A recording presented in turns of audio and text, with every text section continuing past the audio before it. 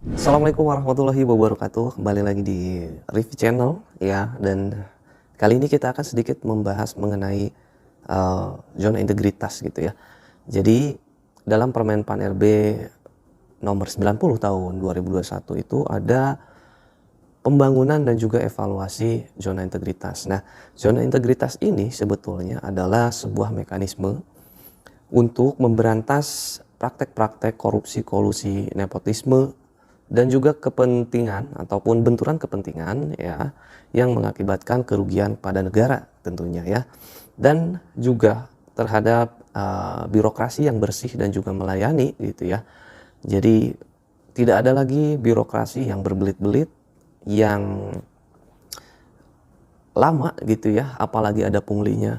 Itu sudah harusnya tidak ada gitu ya. Diharapkan dengan adanya Permen Pan RB nomor 90 tahun 2021 ini ya, tidak ada lagi praktek-praktek yang seperti itu. Sangat penting bagi kita untuk mereformasi birokrasi kita. Oleh sebab itu, yang menghambat investasi semuanya harus dipangkas.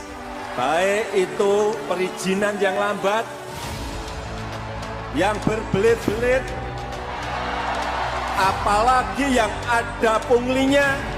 Hati-hati, ke depan saya pastikan akan saya kejar.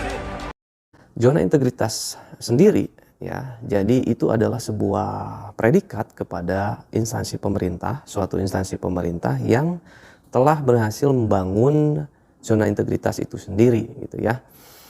Nah, berarti di sini ada sebuah penilaian gitu ya, sebuah penilaian terhadap instansi pemerintah itu sendiri. Oke, yang akan kita bahas adalah salah satu indikator penilaian terkait dengan pengelolaan SDM aparaturnya gitu ya. Jadi kenapa SDM aparatur di sini harus dikelola sehingga itu menjadi sebuah penilaian dalam zona integritas itu sendiri gitu ya. Secara cepatnya gitu ya. Oh iya, tentu saja gitu ya. Orang-orangnya ataupun SDM-nya perlu diukur karena ini berkaitan dengan tugas fungsinya dalam birokrasi gitu ya, ataupun sifatnya gitu, sifat manusia tersebut, apakah dia berani untuk melakukan korupsi, berani untuk melakukan KKN gitu ya. Nah, yang akan kita bahas di sini adalah terkait dengan penataan SDM-nya ya. Jadi penilaian terhadap SDM itu seperti apa sih yang ada dalam zona integritas itu sendiri. Jadi dalam penataan pengelolaan SDM terkait zona integritas ini memang ada beberapa indikatornya, subindikatornya lagi, dan itu cukup banyak gitu. Jadi kita akan batasin, yang akan kita bahas itu ada dua ya sekarang ya. Jadi cuman dua yang akan kita bahas, yaitu terkait dengan pengembangan kompetensi dan juga terkait dengan penilaian kinerjanya gitu ya. Oke, kita langsung saja ke pengembangan kompetensinya ya. Dalam pengembangan kompetensi ini yang perlu dipertanyakan ya, kalau ingin mendapat predikat gitu ya, predikat zona integritas tersebut. Tapi ini berdasarkan apa ya? Ini menurut saya aja sih. Jadi penilaian ataupun analisis pribadi saya terkait dengan indikator-indikator penilaian zona integritas yang terkait juga dengan pengelolaan sumber daya manusia ya. Terkait pengembangan kompetensi ya, yang dipertanyakan itu pasti seputaran gitu ya, seputaran perencanaan, pelaksanaan dan juga evaluasi gitu ya.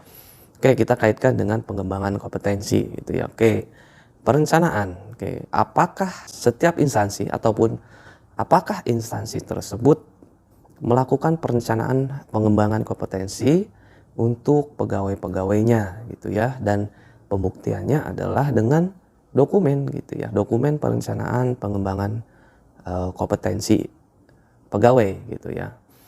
Jadi kalau misalkan di instansi biasanya disebut KAD ya, kebutuhan akan diklat gitu ya, kebutuhan akan diklat seorang pegawai ini tuh apa sih sebetulnya gitu ya. Nah kemudian pelaksanaannya sudahkah dia melakukan pengembangan kompetensi gitu ya, yang dalam aturannya kalau ASN itu kan ada 20 jam selama setahun gitu ya, untuk mendapatkan, itu hak dia untuk mendapatkan pengembangan kompetensi, baik itu dari diklat, kemudian webinar ataupun seminar dan lain sebagainya gitu ya. Nah, apakah dia sudah melakukan pengembangan kompetensi? Jika iya gitu ya, ataupun harus iya gitu ya, jawabannya memang harus iya gitu, tapi harus dibuktikan juga dengan bahwa dia itu mengikuti diklat tersebut gitu ya, boleh dengan laporan, kemudian dokumentasi gitu ya, ataupun dengan sertifikatnya, atau kalau ada sertifikatnya kayak gitu ya. Kemudian paling rendahnya itu biasanya undangan gitu ya, undangan, kemudian yang tertuju kepada si pegawai tersebut gitu ya. Jadi dalam undangan itu ada nama langsung gitu, nama peserta diklatnya tersebut gitu ya. Nah, kemudian juga dari situ ada sebuah evaluasinya nih ya. Evaluasinya, apakah sudah dilakukan evaluasi setelah dia diklat gitu ya.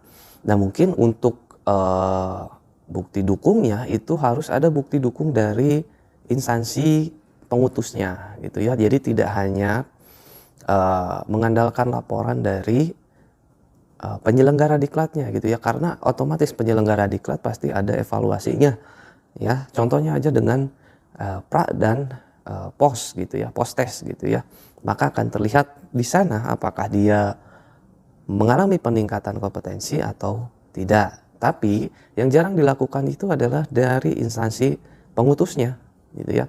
Biasanya setelah mereka melakukan diklat ataupun pelatihan lainnya, di instansi pengutusnya itu tidak pernah dievaluasi gitu ya. Nah, sebaiknya di sini dilakukan sebuah evaluasi gitu ya. Nanti bisa mungkin dia harus seminar di situ, atau ketinggian ya, kalau seminar mungkin dia harus presentasi gitu, menjelaskan, ataupun kalau misalkan BIMTEK ya, dia harus menerapkan apa yang sudah didapatnya dalam BIMTEK tersebut. Kalau BIMTEK kan pasti teknis gitu ya. Jadi dia ada output yang dihasilkan gitu ya di setelah dia BIMTEK gitu ya.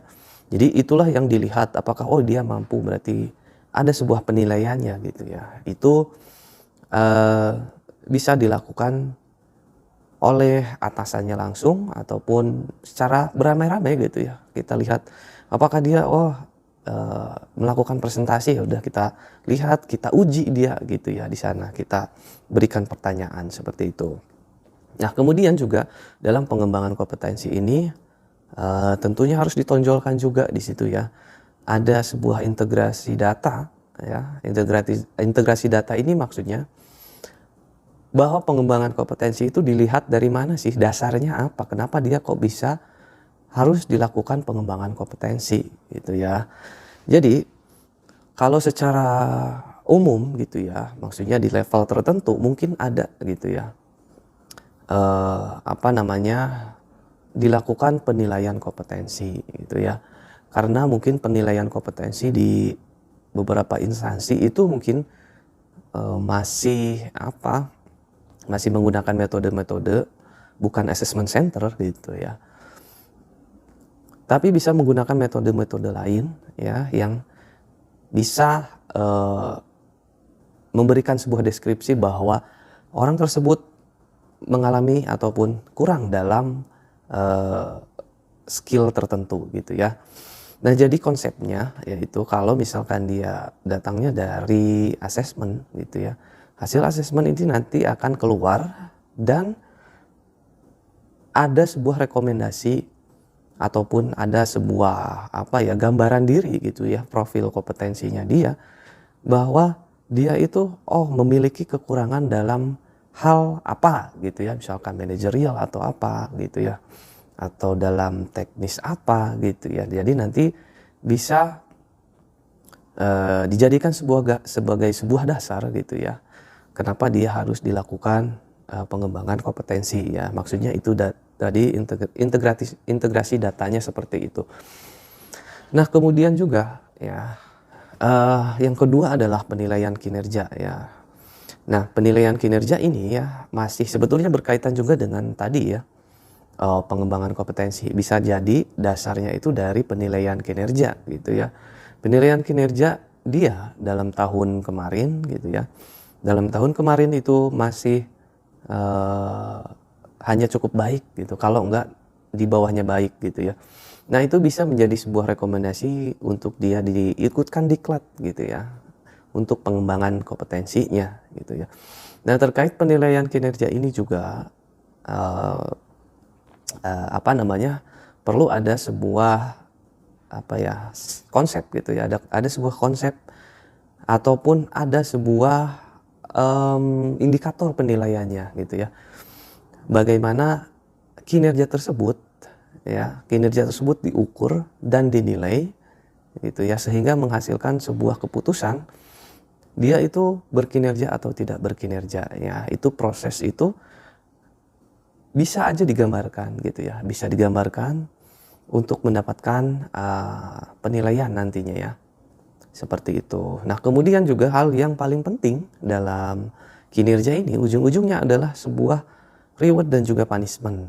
Nah, ini agak susah sih sebetulnya ya, penerapan reward dan punishment gitu ya. Dalam artian begini, reward dan punishment gitu ya,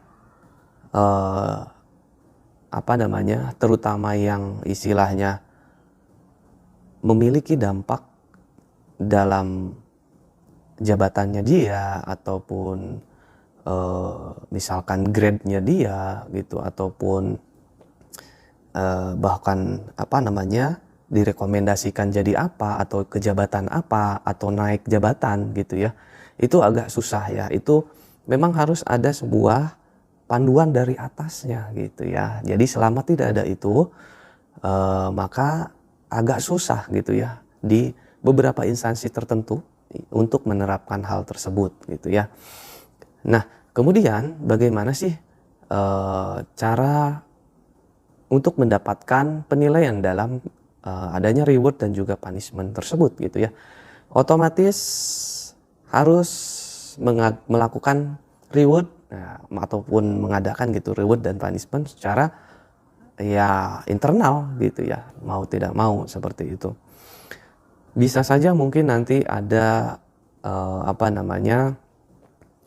reward dan punishment gitu ya. Jika nilai kinerjanya baik, maka akan direkomendasikan sebagai atau untuk mengikuti gitu ya pelatihan ataupun beasiswa gitu ya, istilah beasiswa untuk belajar lagi misalkan seperti itu.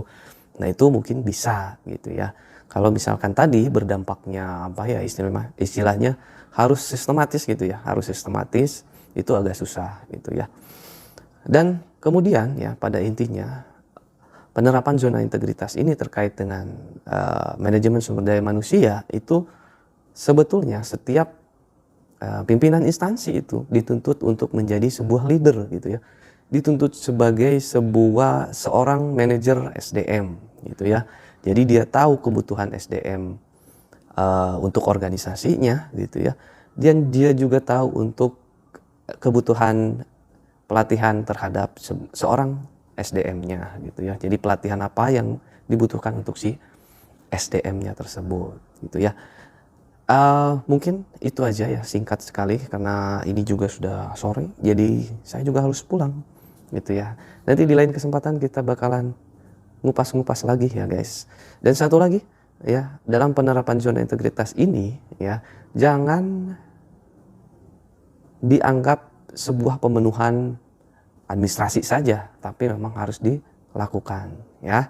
Itu dia sedikit ulasan terkait dengan pengelolaan sistem manajemen SDM dalam pembangunan zona integritas. Nanti kedepannya kita akan ngebahas yang lain-lain lagi guys ya.